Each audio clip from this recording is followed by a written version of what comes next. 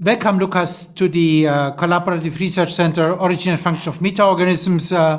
It's a bit, you are a member still of the CRC, and but you will move in the foreseeable time to another institution, and so we use your presence here for getting some insights into your personal thinking of how to make a career, decision-making process. And before I start, I'd like to introduce you very briefly. You are Brazilian, but then you decided to move to Germany to get your an academic career, and you got your PhD at the University of Würzburg in the lab of Ute Henschel. Then you went to Australia, to the University of New South Wales as a postdoc. Then you decided to do a second postdoc, and you went back to Germany, to Heidelberg, to go to the famous lab of Pierre Borg at the EMBL. And finally, you ended up here in the north of Germany and the Institute of Clinical Molecular Biology, and with André Franke here at Kiel University in the center Origin and Function of Metaorganisms. So it's fantastic to have a brilliant and enthusiastic young person still with us, sharing some views on career, science, and personal decision making. And the first question is, of course, you are very active in social media, and if you read, and I read that just before we came here together, you start always with, "I'm an enthusiastic scientist." And this is fantastic.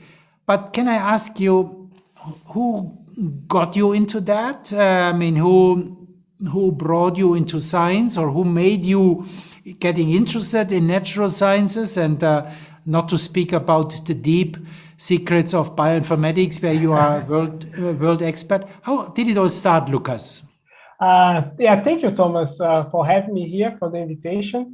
That's a relatively easy question to answer, actually, because for me it was quite clear. My primary influence was my father. So my father is a geneticist, and he works with banana. And I remember, I mean, I think he's also a very curious and peculiar person. And I grew up being also this very curious and adventurous kid. So I grew up I remember we were living 2 years in an institute where my father was working, because we're just relocating. And I was in adventuring, going through the labs and going to the plantations and so on. I remember my father coming back home with different kinds of banana, different colors, so I can taste, and different sizes. And I think that all this process got me into science and how biology works, and how amazing life can be. And that's why I became into biology and science. That's fantastic. So diversity of bananas in childhood. Yes. That's the key to your career. Fantastic. Okay. Now you made major contributions. You have a fantastic and a very impressive list of papers already. Can you summarize for our listeners very briefly, in a few sentences, what you think are important contributions from your work, and also maybe most exciting ideas which you brought up recently? Yes, I think my main contributions to science came from how diversity patterns in terms of hosts and the microbiome. So I did a lot of my research on sponges, where I understand basic questions of what really takes to be a sponge microbe and not a sea microbe. What's the microbiome? What the bacteria has to have to live in a sponge and survive well in a sponge, and maybe not so much in the sea. And so these questions, and I think also I brought this up to my recent work also in the clinics, where I try to understand the patterns in the skin microbiome. So I think my main contribution to science in this respect is really trying to understand a little bit, just a little stone in the Great Wall of science, of how exactly diversity patterns in terms of symbiosis, hosts, and microbes work, and how they look like. Just let's go a little deeper there, because you started with a non-model organism in your PhD with sponges, but you are now an institute of clinical molecular biology, and you did for many years now very much patient-oriented and human-oriented work. Can you explain a bit what's the commonality between the two different areas? Here is the sponge, and there is the human patient.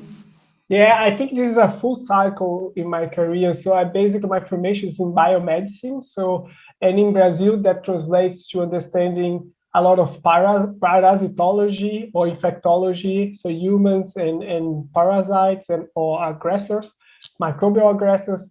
And then I start understanding a bit more, wait a minute, there are a bit more healthy or different ways how hosts and microbes can relate. So I got into symbiosis, and there where my mind exploded how amazing sponges could be and the relationship with the microbes. And then I come back understanding now the symbiosis back to humans and how humans then relate to bacteria, but not in this me versus you pattern, but in a more we're all together here and how this relationship works.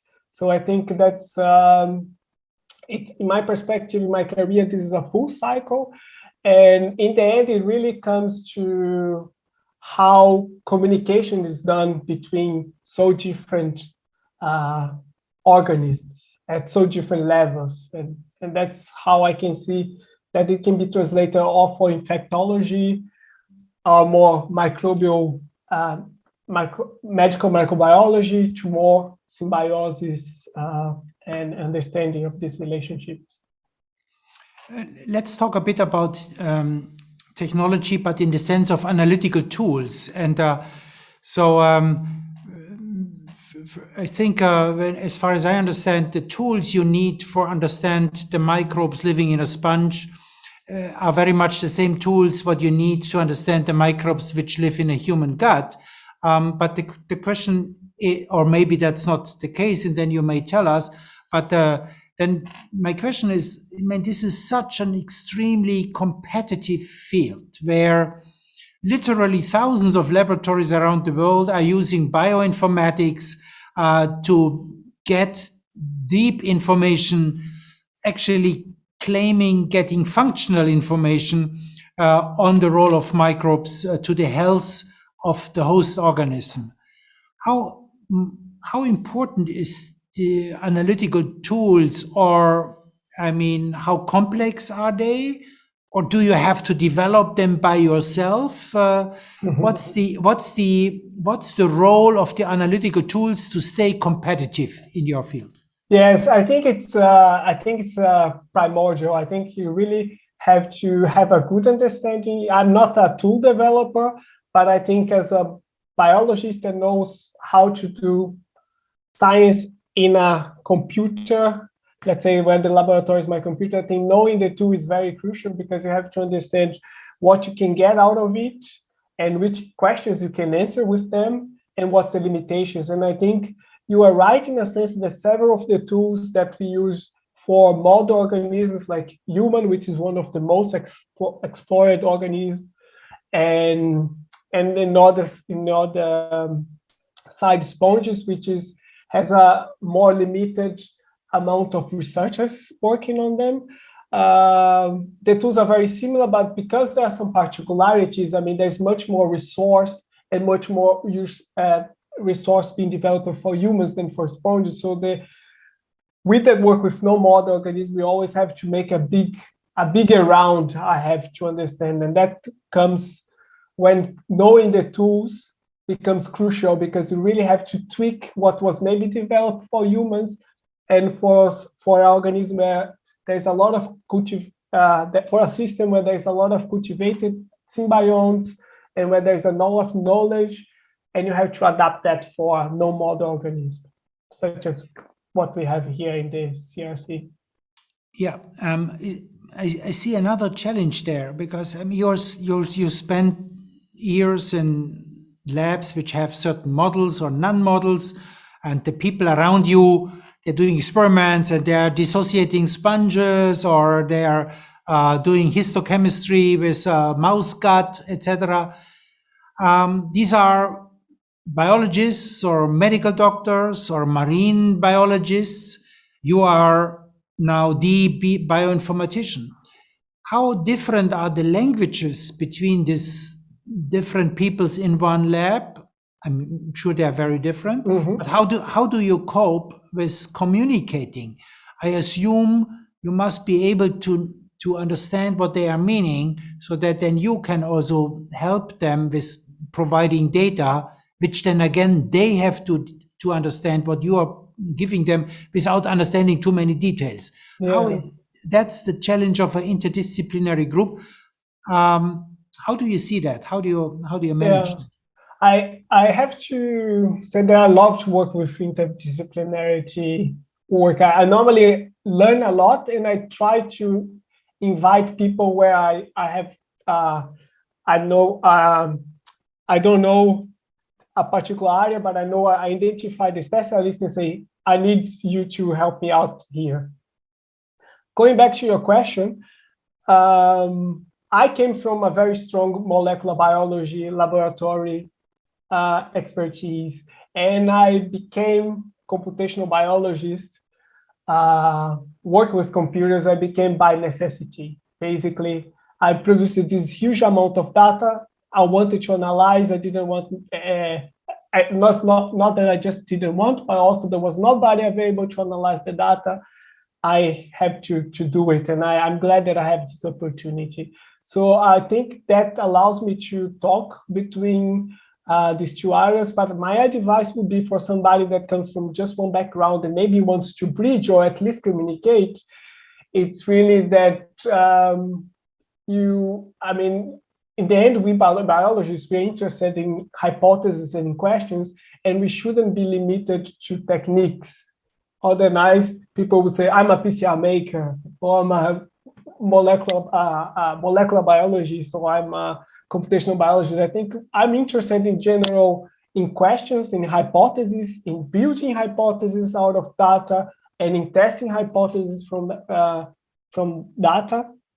And I think if you try to see this in a more holistic way, you end up understanding a bit of both. And step by step, you learn a bit the language and a bit what's important to ask and to know, and then you end up making the bridge. And I think that's the path that I follow, at least. That brings me immediately, and I like very much mentioning that it needs a holistic view and a holistic attitude to understand the complex problems we are facing and we try to solve. But you are pretty successful, and you're a role model. Many young students look up and say, well, how did he do and how could he get there? So when you think back, I mean, what does it take in your view to be successful and to be now in a strong position? You make your own decisions in terms of where to go in future on a very solid base. What does it need in our field when you talk now to younger people who are asking, could I make it, or what does it really, what's am I good enough? What does it need? Yeah, I think that's a very good question. I don't know if my example can be generalized, but I can tell what brought me here, right? I mean, I think a part of having this inner will of trying to understand things and I'm curious by nature, so try to push my own boundaries.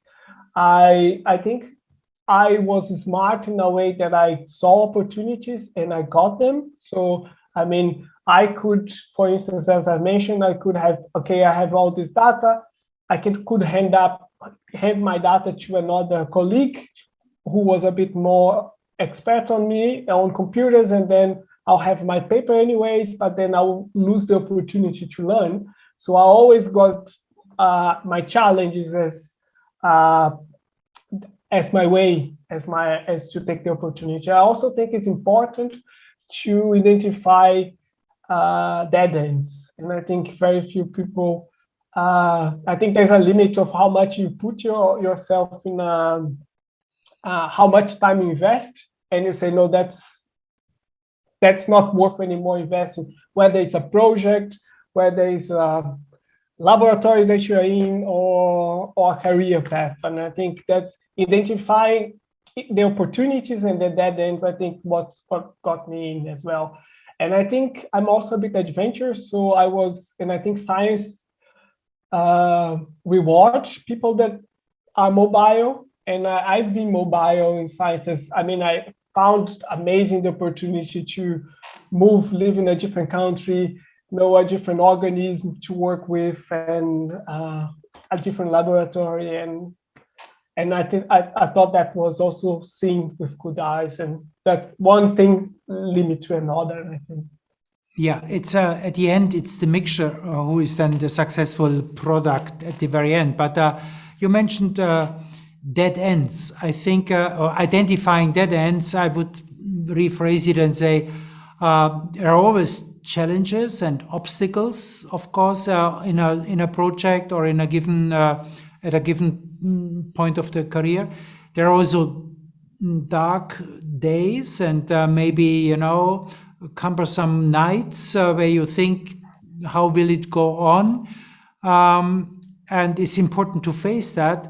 How did you, is that something which was a major factor in decision making? And how do you get over these days? I mean, at the end now, we talk in a minute about about the prospect of the new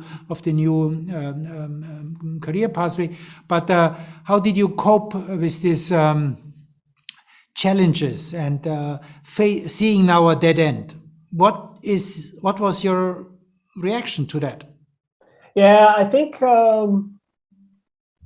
the obstacle can be the way. I'm really a big fan of this way of seeing things, that you could get an opportunity. I mean, even a closed door is an opportunity to knock in another door or to go through the window.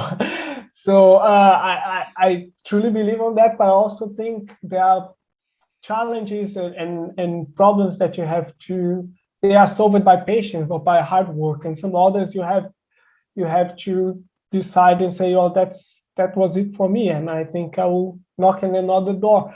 And I think it comes to, well, it's easier to say than to do, but in the end, it comes to yourself to meditate on your current situation.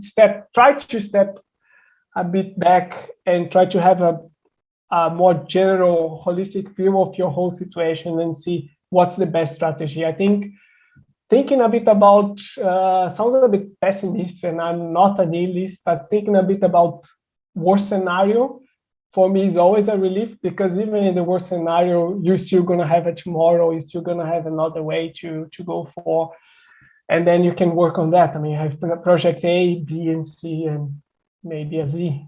Yeah, very good point, and excellent. Seeing the closed door as actually an opportunity and a door to knock on. And if I understand now, you knocked on another door very recently, and the door opened.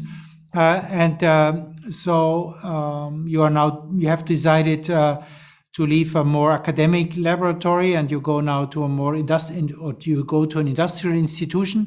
Can you give a little bit insight what was the motivation of doing that, and so what's the perspective, what you hope to get behind that door? And I can clearly see how that wonderfully fits in your whole circle of your life. But what was the motivation behind, and what is your view? What will happen next? Yeah, I think that's also a good question. I can see. So I have, of course, expectations and projects for my career since I started uni. I mean, and I would be adjusting them and going with the flow, going with the situation, how it presents to me. For me, it was clear that I always wanted to be a scientist, whether I didn't know I was too junior to decide which place or how I would fit. Became quite clear to me that realistically, for practical reasons, there's also personal, that I don't want to go for the professorship path. And I'm 100% happy with what I have at the moment, which is doing science as a postdoc, because it's the opportunity to spend most of my time thinking about science. And if I'm talking or teaching, it's science. So I spend very little time on other administrative, for instance, other tasks. And that's, for me, it's what I want for my career. And that, for me, taught, and this stage, I think it's quite good right now, but for the perspective 5-10 years, I think it's quite hard to keep on the level where I am, because I don't see as much opportunities in terms of contracts or positions and career progression, even if doing science by itself, right? And that brought me to a door that I decided to knock in another one, which means going to do science in a company, in the industry, in the private sector. I still, the position that I am moving to is also science related, it's project driven. So I will be doing science. As I mentioned to you once, I'm adventurous, so that I think there's a lot of expectation. And it's a completely unknown world for me. Of course, I have a bit of glimpse from friends and for what I read and what I can expect from it. If I could project, I would like to keep doing science and keep doing science. It could be also in the different levels, because there, I think, I'm sure that there might be transitions, not just horizontally, but also vertically, ways to different paths for their career. But I think I see myself as long as I'm doing what I like and I feel passionate about, I think it really doesn't matter the address. That's very true, and it's fantastic, and I really like your authentic, optimistic view, and you will. This is great. Very best wishes to the new job in the new institution. We are now living, of course, you're still at Kiel, and I'm in Kiel, but we are now talking to each other virtual and online, because we live in strange, difficult times. How did Corona and how did the pandemic affect your work? I mean, you are now in a sensitive phase of your career. You had to develop, you had to deliver results and data. Did the pandemic somehow affect you at all, or your work is completely home office, computer driven, so it was not affecting much of what you are doing anyway? Yeah, it affected. I wouldn't say it did affect my work. I would say that I thought for me was even a better balance of work and private life. Basically, I think I'm in a stage where I'm a senior postdoc and I'm really independent on my work, and there is enough technology that we have now allow me to have access to all my colleagues and as much as I need. I think on the personal side of the work, I do miss the little coffee breaks and these unintentional speak that sometimes you're just chit-chatting, but then you come up with an interesting scientific idea that might make science come out of coffee breaks. And I think this part of the work, of the personal contact, I miss. But on the hard work in terms of productivity and the day-to-day tasks, I in my case wasn't affected, but I feel that there might be hard times for particularly people junior, so young PhD researchers, people that are starting, coming from a different cultural background and coming to start a PhD in Kiel now, for instance, or even a postdoc, but starting now and going to a lab, in my case, going to a room where there's a lot of empty chairs there. It was supposed to be a vibrant environment with people talking about science and not. and then you sometimes don't know how to reach, who you can ask things, and I think that might be a bit harder for others. But in my case, I think I welcomed the conditions, my work conditions. It worked out, yeah. Yes. Lucas, before we come to an end of this short interview, but you alluded to it already a bit, but I would still like to come back to it. Bioinformatic, some people say, there will be no area of biology where there is no bioinformatic input, and where do we not need bioinformatics? So you are a well-known expert. You made your name in different locations, different institutions. You entered now so many different areas.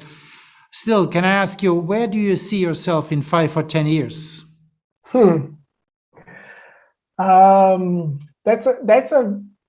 That's a tricky question, Thomas, because right now I have this unknown adventure that I will go, right? I'm moving to, it's a really big frame shift in biologist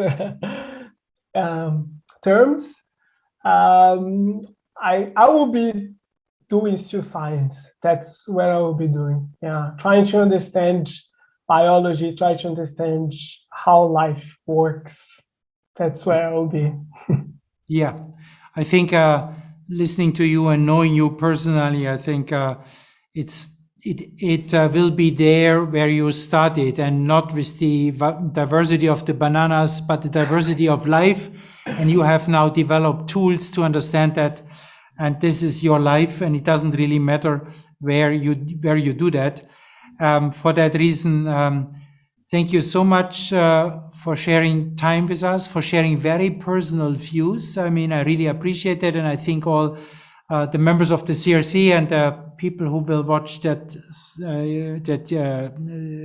YouTube series here will appreciate. And thank you so much, and very best wishes for your future. Thank you for coming. Thanks, Thomas. Thanks for the opportunity to express my thoughts.